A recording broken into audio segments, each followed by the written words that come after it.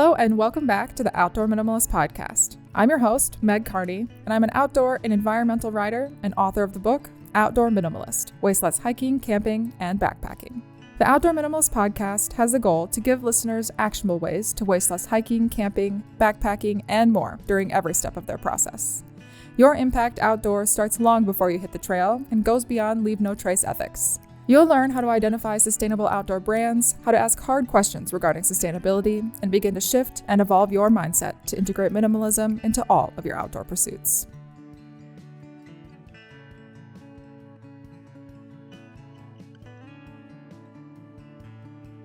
In episode 114 of the Outdoor Minimalist Podcast, I will be answering some listener questions. I sometimes get questions submitted to me from the listeners, that's you guys, thanks for being here, via my DMs on Instagram. Sometimes people will comment on a post, but the best way is probably to submit a question via my website contact box. But more recently, I also sent out a form in the weekly newsletter asking for some listener questions, and most of the questions that I'm answering today came from submissions via that form. But if you ever have a question related to the show, please don't hesitate to reach out to me. Some of my favorite interviews that I've ever done have come from listener questions, because if I can't answer the question, then I'm always willing to find an expert to answer it for us. I'll be sure to link the question submission form that I was talking about in the show notes, but the best way to stay in touch with me and up to date with the latest show news is to subscribe to our weekly newsletter at theoutdoorminimalist.com. And all sources from the Q&A are also linked in the show notes below. All right, so question 1. Do you know what outdoor gear and clothing companies are doing to address microplastic shedding from their products? This is a really important question, so thank you, Tara, for submitting it. First, I want to say, from my understanding, many outdoor brands are probably not doing a whole lot. That sounds really bad. But there's a lot of talk about research going on and trying to, quote unquote, determine the scope of the issue. But the reality is that we know that polymer-based textiles like fleece, polyester, nylon, etc., those all shed microplastics. So what we should be focusing on is how to stop that, or how to stop using those things, because then we wouldn't have a problem to begin with. The brands, in my opinion, the brands that opt to use natural fiber alternatives are probably doing the best. They're spending their time, money, and research to create textiles that have no risk of shedding any microplastics or microfibers, because they're not actually made from any plastics or some synthetic fibers to begin with. Other brands, they will continue to use synthetic fibers because there aren't always natural alternatives that perform in the outdoors the same way. So those companies, I can't say all of them, but some of the larger ones are looking for solutions. Since Patagonia is a long-standing brand and everyone has kind of heard of them, we'll use them as a prominent example. And then I'll give a couple other examples of what just like general clothing companies and fashion brands have stated that they have been doing in the last decade or so. So in 2017, Patagonia released a statement overviewing how they planned to handle the microplastic shedding in their clothing. And their statement overviewed a lot of different things, including the research that they were paying to conduct. It also provided 4 ways that they plan to prioritize microplastic shedding from their garments. The first one was investigating ways to minimize fiber shedding by improving fabric construction. Number 2, supporting scientists working to gain a better understanding of the types and sources of microfibers and their ecological and public health impacts. Number 3, investing in innovative organizations working to address marine plastic pollution. And number 4, communicating proactively to the customers and the broader public. They also stated in that release that their goals included better understanding their own impacts, contributing to a larger body of early research currently underway, and ultimately finding ways to improve their practices in response to this new or additional knowledge. So fast forward to 2023. They released a new statement, and I will read a short excerpt. I'll also link it in the show notes. I'll link both the 2017 and the 2023 press releases in the notes, so if you want to read the full thing, you can. But here's the quote from the 2023 statement. Over the past 8 years, we have worked on several fronts to reduce the release of microfibers from our polyester and nylon clothes. We've improved product engineering and fabric construction to reduce shedding. We've advocated a wardrobe of fewer clothes of higher quality. We've encouraged customers to wash their clothes less frequently and in cold water on a gentle cycle. Cold water washing on a gentle cycle alone, according to the plastics lab of the NGO Oceanwise, can reduce shedding up to 70%. By and large, as customers, we deteriorate a garment more in the washing and drying than we do by wearing it. We introduced a Guppy Friend washing bag for washing synthetic clothes that keep some of the fibers from migrating into wastewater. And we've worked with Oceanwise and the City of Vancouver on the potential for municipal filtration systems to capture more of the microfibers released every day from clothes washers. End quote. I will say that all the brands addressing the issue, Patagonia likely has the most resources to continue to make synthetic clothing while attempting to then reduce their microplastic shedding. Other companies, they may not devote as much time or research to those types of solutions. So some other ways that companies have said they reduce microplastics waste includes using textiles which have been tested to ensure minimal release of synthetic microfibers into the environment, ensuring the product is durable so it remains out of the landfill as long as possible, and considering how the garment and textile waste can be recycled to achieve a circular system. That information was collected from a general 2016 release in the Marine Pollution Bulletin. So that's kind of like a lot of information, and it's not necessarily like a cut and dry, like these companies are explicitly doing XYZ, and this is why it's good, this is why it's bad. By and large, we all know that microplastics are bad and that our clothing is going to shed that. So to me, the only real solution to this microfiber problem is to opt to use natural fibers as much as possible and to reduce the amount of clothing and textiles that are actually being produced. Question number 2. After taking a crash course on textiles used in the outdoor industry through your book, podcast, and resources provided in each, are there really any environmentally good choices with respect to clothing fabric? Thank you for another great textile question. I love talking about textiles. And thank you, John, for this question submission. So, short answer, what already exists is often the most environmentally responsible option. So it has already been produced, you already own it, it's something that you already use.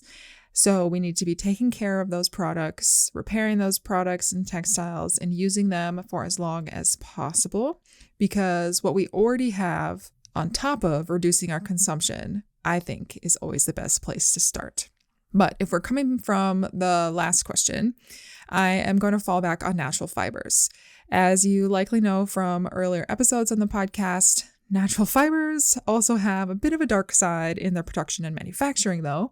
So which ones can we really trust? I think out of all the textiles that I've ever encountered or learned about or we've talked about on this show, it really seems like flax linen may be the most environmentally friendly. Unfortunately, linen isn't widely available or really even that affordable of a fabric option.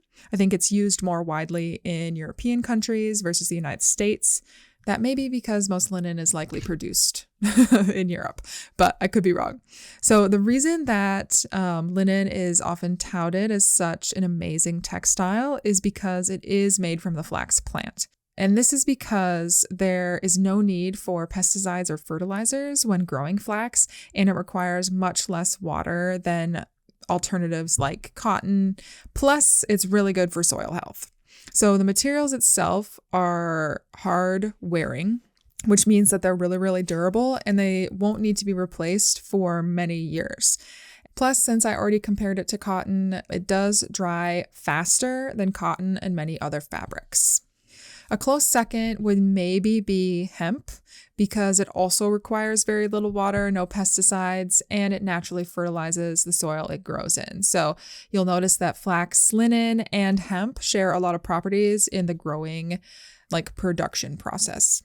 If we're focusing on natural fibers, I also want to mention wool from both sheep and alpaca. That could potentially be pretty high on the list, but it really depends where it comes from and how ethically it is produced. If you want to learn more about wool, I recommend going back to listening to episode 101 of this podcast, which is about how sustainable and ethical wool actually is, with Mike Somerby from the company Duckworth. Question number 3.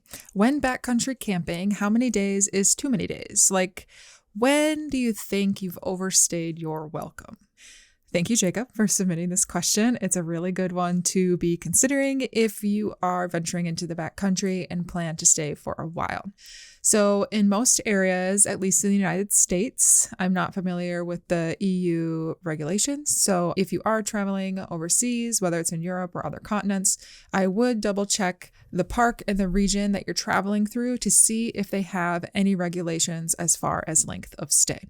So within the United States, they do have limits on how long you're allowed to stay in one either campsite or region or park. For some areas, specifically for National Park Services, most of the time the outline is a 14-day stay. That's the longest that is permitted. Most permit-based backcountry sites will allow for a stay of maybe 10 days, while others may allow up to 16 days on the provided permit. By and large, how long you actually stay in the campsite within the regulated time frame may not really matter, just as long as you stay within a designated camping area and you practice leave no trace ethics to minimize your impact throughout your stay. All right, so the final question number 4. What is the best way to ease your pupper into tent camping? Any tricks for calming a hypervigilant dog at night? Of course, I had to include a dog question because it was asked. So thank you, Amanda, for submitting this question. So to preface my response, I want to say that I am not a dog trainer. I am a dog mom.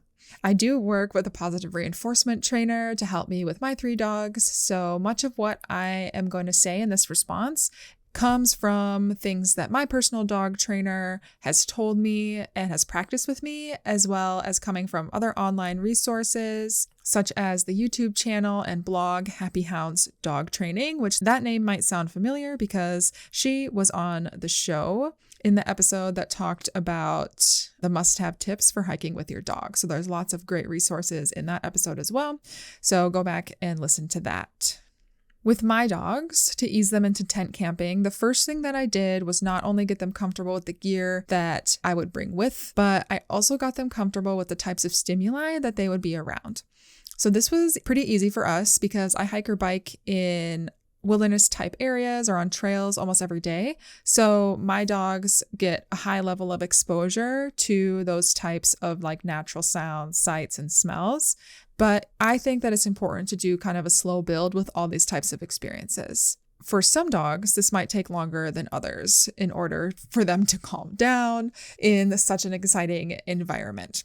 It really depends on like the dog's breed, the dog's disposition, how much exposure they have. So doing kind of like a slow buildup and a high level of exposure, I think is really important. But a high level exposure probably isn't super helpful if every time they're going out there, they're overstimulated and over threshold. So keep that in mind.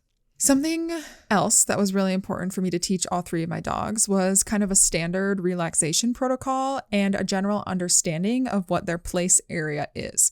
So their place in our house is where they get most of their highest value treats, where they do a lot of their enrichment activities, and where they often choose to settle. So most of these place beds are also the beds that we bring with while we're camping. So this association seemed to help my dogs understand that when they're in the tent, it's a good place to be and it's a good time to settle down. So just like I got them used to the beds and sleeping bags that they would be using while camping, I also got them familiar with other gear. So if your dog, this is the first time they're going to be camping, I recommend setting up the tent in the house or your backyard. Let them check it out, put their place bed in there, teach them to go in and settle on their place, give them some maybe treats or enrichment in the tent. You could even like sleep in the tent together in your backyard to do like a slow buildup. But As I stated already, one thing that many trainers have taught me is just because a dog can perform a task at home does not necessarily mean they can do it in a more stimulating environment. So really making sure that they understand and are able to focus and calm down, I think is an important thing to focus on in your training. Okay, so if you know we're going to be camping, something that we did with our youngest dog, Leo, is we took him there hiking before we ever stayed overnight. That way, it wasn't a completely new area to him. It was still really exciting, but I think it helped him be slightly less hypervigilant when we had been there previously. That was also a camping area that we returned to several times if we were camping with all 3 dogs, because it's an area they're familiar with, they're comfortable there, and they seem less likely to engage with the distractions when they are in the tent. When it comes to staying calm in the tent, I also make sure that all of my dogs' needs are met before I ever ask them to settle down. So I make sure that they have had enough mental and physical stimulation, so they're less likely to engage with those outside distractions, are they to come up. For Leo specifically, which is the youngest dog, I spent a lot of time working on him being calm and relaxed in a variety of situations. So like I said, like doing the build up, he learned place at home, and then I would do it on daily walks at the local park, then on hiking trips, and then we started doing it in the tent while we were camping. He still gets excited about certain things, but I think generalizing, being able to relax, even in stimulating environments, really seemed to help him.